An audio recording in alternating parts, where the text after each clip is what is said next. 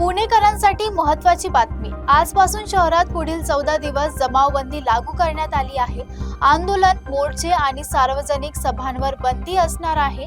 तर दुसरीकडे खर्च नियंत्रणासाठी महापालिकेनं इंधन बचतीचं कठोर धोरण राबवत सर्व विभागांना वाहन वापरावर निर्बंध घालण्याचे आदेश दिले आहेत। पुण्यात आजपासून पुढील 14 दिवसांसाठी जमावबंदी लागू करण्यात आली आहे। महापालिकेनं जारी केलेल्या आदेशानुसार शहर परिसरात कोणत्याही प्रकारचे आंदोलन, मोर्चे किंवा सभा घेण्यास सक्त मनाई असणार आहे। कायदा आणि सुव्यवस्था अबाधित राखण्यासाठी हा निर्णय घेण्यात आल्याचं सांगितलं जात आहे। दरम्यान महापालिकेनं प्रशासकीय खर्च कमी करण्यासाठी इंधन बचतीवरही भर दिलाय।